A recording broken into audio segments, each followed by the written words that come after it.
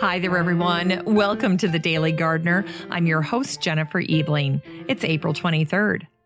There's a soldier's prayer that goes, "Stay with me, God. The night is dark. The night is cold. My little spark of courage dies. The night is long. Be with me, God, and make me strong." It's easy to get so excited about the first nice days of spring. It was 80 degrees today. It's going to be above 70 all next week. Well, hold your horses. You're forgetting about those nights. Remember? Dark, cold, long. No fun for tender transplants. Over in the Facebook group, listener Denise Pugh shared an awesome live session that was put on by one of the best, Lisa Mason Ziegler from the Gardener's Workshop. And she mentions the secret to successful transitioning of transplants from indoors to outdoors. And that is consistent nighttime temps of 60 degrees or higher. She's got a ton of other sage pieces of wisdom in that video. So head on over to the Facebook group for the show and check out the replay. In the meantime, curb your enthusiasm about those first warm days. Save the real celebration for the arrival of warm nights. Here's today's brevities. On this day in 1863, botanist, physician, and member of the United States House of Representatives, William Darlington, died. Like eminent botanists John Bartram, Humphrey Marshall, and William Baldwin, Darlington was born in Pennsylvania as a Quaker. A native of Westchester, he received his medical degree from the University of Pennsylvania in Philadelphia. After an appointment as a surgeon for an East India merchant, Darlington traveled to Calcutta. A year later, when he returned, he married Catherine Lacey, the daughter of a distinguished Revolutionary War general. An abiding counselor and partner to William, they would be together for 40 years, having 4 sons and 4 daughters. Their oldest son, Benjamin Smith Barton Darlington, and their youngest son, William Baldwin Darlington, were both named in honor of fellow botanists. 1826 was a big year for Darlington. He organized and presided over the Chester County Cabinet of Natural Sciences, and he published his first edition of Florula Kestrica, his catalog of plants for Westchester. In 1853, the botanist John Torrey named a new and remarkable variety of pitcher plant found in California for Darlington, calling it Darlingtonia californica. He had been similarly honored by Augustin de Cundel, who named a genus after him. An epitaph in Latin is inscribed on his stone marker, written by Darlington some 20 years before his death, and it says, "May the plants of Chester, which he loved and documented, forever blossom over his grave." And Darlington's tombstone is crowned with a relief of Darlingtonia californica. It's the birthday of Thomas Grant Harbison, born in 1862. Harbison was a self-taught botanist, earning advanced degrees, including a PhD by correspondence, a fairly novel concept in the late 1800s. In 1886, Harbison and a friend created their own version of Survivor. They followed forest and mountain paths through Virginia, North and South Carolina, and Georgia, cutting themselves off from civilization.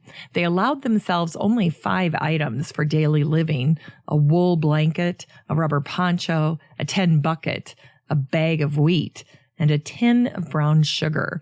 Their only other indulgence was a copy of Alphonso Wood's Manual of Botany to aid their study of plants.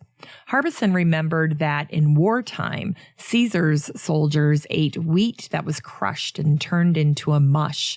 This was their primary source of sustenance, which they would sweeten with the brown sugar and berries picked along the way.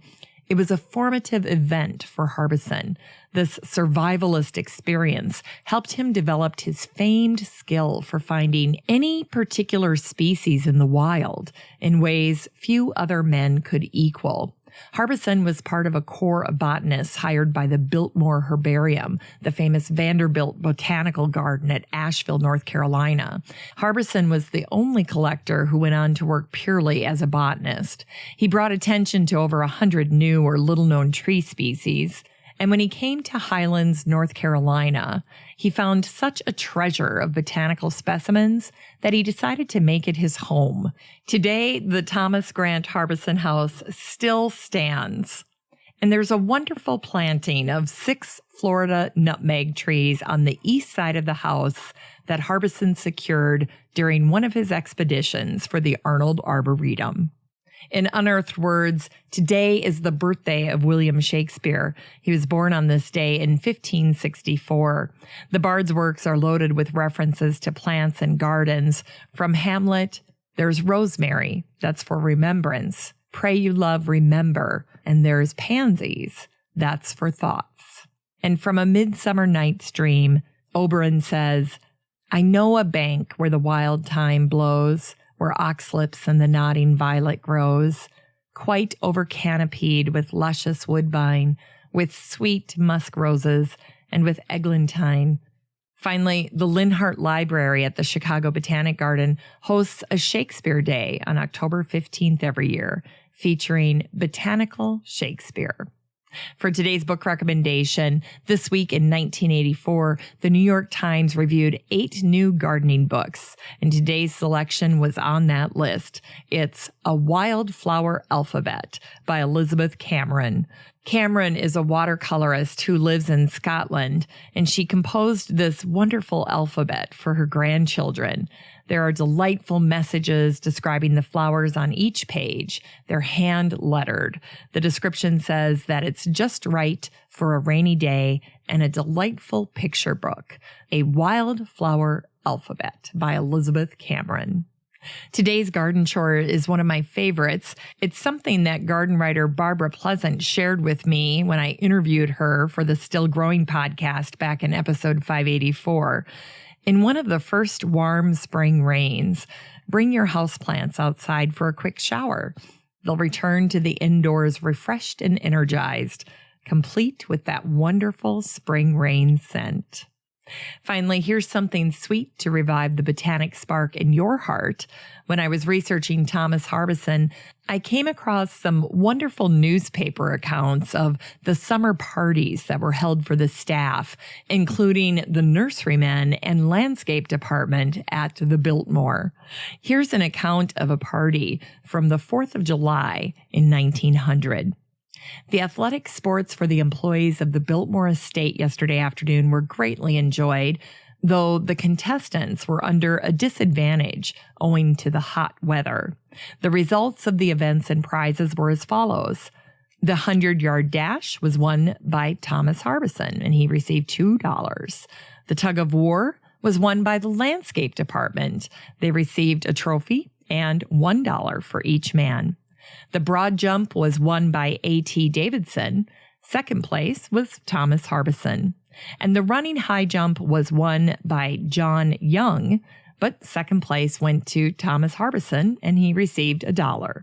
So that was a total of $5 in winnings for Thomas Harbison. Thanks for listening to The Daily Gardener. And remember, for a happy, healthy life, garden every day. The Daily Gardener is produced weekdays in lovely Maple Grove, Minnesota. You can find complete show notes over at the website at thedailygardener.org. And be sure to share the show with your garden friends. You can find The Daily Gardener on all of your favorite social media, Instagram, Twitter, Pinterest, and of course, Facebook. And while you're over at Facebook, don't forget to join the Daily Gardener community. Just search for these 3 words, Daily Gardener Community, and then the group will pop right up, and then you can request to join. Finally, I want to thank my team over at Podfly Productions, where my fabulous editor is Eric Begay. Have a great day in the garden, and we'll see you tomorrow.